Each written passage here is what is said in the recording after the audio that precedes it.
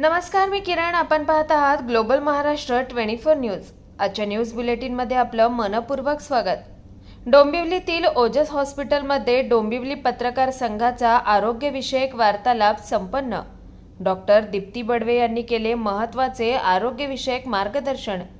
कबुतरापासून वाढणारे श्वसनाचे आजार व त्यातील उपचार पद्धती यावर सामाजिक दृष्टिकोनातून तसेच नागरिकांच्या आरोग्याच्या बाबतीत एक महत्त्वपूर्ण वार्तालाप डोंबिवली पत्रकार संघातील पत्रकारांसोबत डॉक्टर दीप्ती बडवे यांचा संपन्न झाला. यावेळी कबुतरांपासून वाढणारे संभाव्य धोके याबाबत नागरिकांनी कोणती काळजी घेतली पाहिजे याबाबत महत्त्वाचं मार्गदर्शन लीलावती हॉस्पिटलच्या व ओजस हॉस्पिटलच्या डॉक्टर दीप्ती बडवे यांनी डोंबिवली येथे आज केलंय. डॉक्टरी पेशा आणि सामाजिक बांधिलकी या ऋणानुबंधातून ज्या आरोग्य सेवेतील डॉक्टरांनी आपल्या प्राणांची आहुती देऊन कोविड काळात केलेली आणि दिलेली आरोग्य सेवा नागरिक कधीच विसरू शकत नाहीत आणि तोच दृष्टिकोन समोर ठेवून अजून एक उपक्रम नागरिकांच्या उत्तम आरोग्यासाठी ओजस हॉस्पिटल आणि डॉक्टर दीप्ती बडवे यांच्याकडून जनहितार्थ राबवण्यात येत असलेला हा उपक्रम समाजाला नवी दिशा देणारा आणि प्रेरणादायी असाच ठरणार आहे. Bureau report, global Maharashtra 24 news, Dombivli.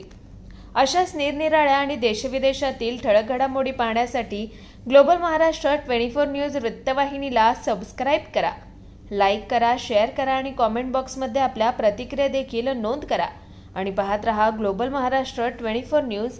धन्यवाद.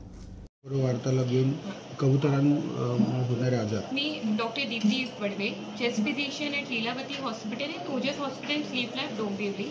तर आज एक खूप महत्त्वपूर्ण विषयावरती बोलणार आहोत की त्याचा कबुतरांनी होणारा फुफ्फुसांना आजार.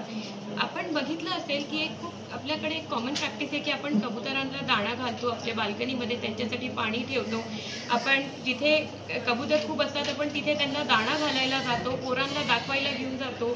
तर कबूतर जी हे असतात हे तितकेच आपले घातक असतात या हानिकारक असतात आपल्या फुफ्फुसांसाठी. का की ह्यांची जी विष्ठा असते आणि ह्यांचे जे फेदर्स असतात ते इतके मायक्रोस्कोपिक आणि इतके लहान असतात की ते आपल्या लंगमध्ये जातात आणि ते एक एंटीजन सारखं असतं आणि इन्फ्लामेशन करतात आपल्या लंगमध्ये. तर हा जो आजार आहे ह्याचे सिम्पटम्स खूप माइल्ड पण असू शकतात, कफ, ब्रेथलेसनेस आणि जसं खोकळा येणं, दम लागणं, ताप येणं आणि ह्याचा खूप म्हणजे मोठा विकार पण होऊ शकतो. त्याला आपण म्हणतात लंग फायब्रोसिस.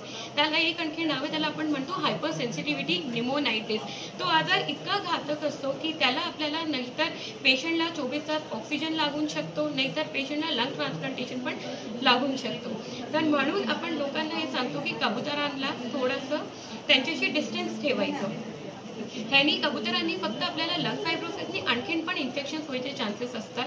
जसं आपण फंगल इन्फेक्शन म्हणतो, हिस्टोप्लाझ्मोसिस, क्रिप्टोकोकस, बॅक्टेरियल निमोनिया त्याला आपण म्हणतो, जसं की हे सेटिकोसिस. ह्यांनी आपल्याला पोटाचे पण आजार होऊ शकतात.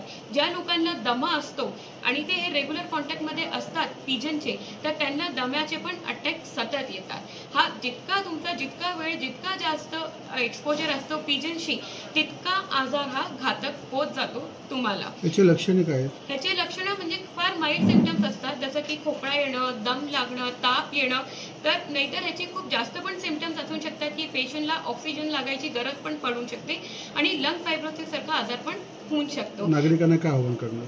नागरिकांना मी हेच बोलणार की तुम्हाला जेव्हा पण असे सिम्पटम्स असले आणि तुम्ही हे कबुतरांचे कॉन्टॅक्टमध्ये असतात तर लगेच डॉक्टरांशी भेटा की काय त्याचं किती तुम्हाला आजार झालेला आहे माहिती करायला आणि कबुतरांशी थोडा डिस्टन्स ठेवा. बायचान्स तुमच्या बाल्कनीमध्ये कबूतर येतात तर तिथे जाळी लावायची, कबुतरांना तिथे दाणं आणि पाणी नाही टाकायचं.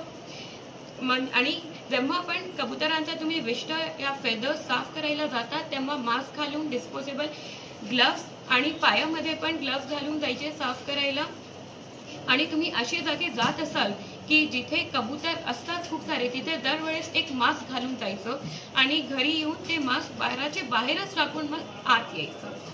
हा आजार कोणाला पण घातक असू शकतो, लहान पोरांपासून मोठे लोकांपासून.